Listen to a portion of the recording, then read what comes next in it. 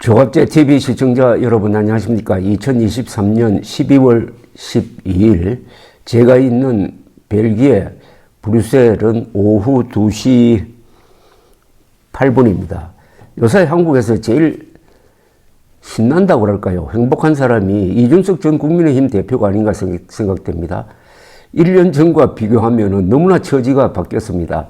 1년 전에 이준석 전 대표를 국민의힘 대표직에서 밀어낼 때 기세등등했던 사람들이 요사이 풀이 죽어 있습니다.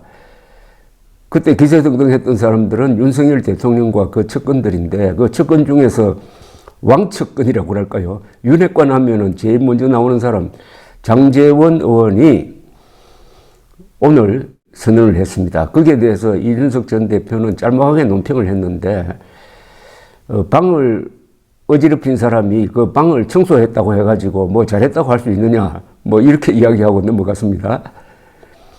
이준석 전 대표는 요새 이 한 손에 신당 창당 카드를 들고 또 다른 손에는 윤석열 대통령이 바뀌어야 한다 하면서 그쪽으로 공세를 펴고 있습니다. 그런데 왜 이렇게 처지가 바뀌었느냐 하면은 역시 여론입니다. 요새 윤석열 대통령을 겨냥해서 이준석 전 대표가 상당히 직설적인 공격을 하고 있는데 국민의힘 어느 누구도 윤석열 대통령을 변호하면서 이준석 전 대표를 비판하지 않습니다. 이것도 참 희한합니다. 아마도 국민의힘 내부에 이준석 대표를 괜히 자극을 해가지고 정말 탈당하는 명분을 만들어주면 안 되지 않느냐. 그렇게 조심조심하면서 이준석 눈치를 본다고 그럴까요? 이러는 가운데 이준석 전 대표는 여기저기 인터뷰를 하고 또 페이스북에 짤막한 촌철살인의 글을 올리고 해가지고 끊임없이 기사를 만들고 있습니다. 이게 이준석 전 대표의 힘인데 그게 어디서 나오느냐 하면은 이분의 지식에서 나옵니다. 그리고 부지런하고 동시에 그것을 뒷받침하는 투지가 있으니까 38살에 가장 주목받는 정치인이 되었습니다. 제가 젊었을 때 김영삼 전 대통령과 비슷하다고 했더니 저보고 비판하는 사람이 들어있는데 38살의 김영삼과 지금 38살의 이준석을 비교했을 때 그 정치적 비중이 누가 무겁냐 하는 것은 좀 따져봐야 됩니다. 38살에 김영삼 전 대통령이 하지 못한 일을 38살의 이준석 전 대표는 했습니다. 그게 바로 좌파 정권을 종식시키는 대통령 선거에서 결정적인 역할을 했습니다. 이어서 지방선거에서 국민의힘이 기록적 대승을 하도록 만들었습니다. 38살의 김영삼 의원은 그런 큰 싸움은 그때는 하지 못했습니다. 그 뒤에 물론 이분이 위대한 민주투사가 되고 대통령으로서는 좀 문제가 많았지만은 그래서 우리는 자꾸 나이를 따져가지고 한국 사람들이 이준석 씨를 상대할 때 말은 안 하지만 그 안에는 항상 나이가 있습니다. 젊은 애가 뭐 어린 뭐가 뭐 이런 식으로 그게 말씨에서 그냥 나타납니다. 준석이 한다든지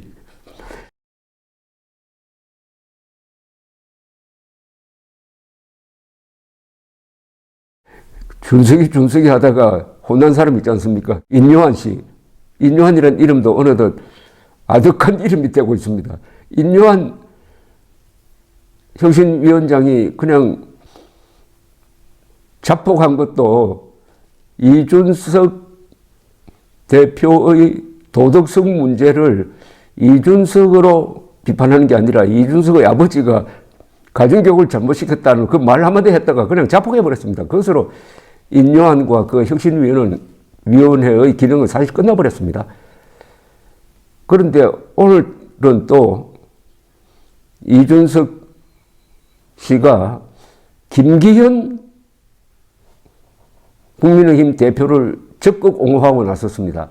그런데 그동안의 말투를 쭉 보면은 이준석 전 대표는 원내대표였던 이 김기현 의원과 함께 일한 그 경험에서 그런지 상당히 인간적으로는 김기현 전 대표를 좋게 보고 있다는 것은 확실합니다.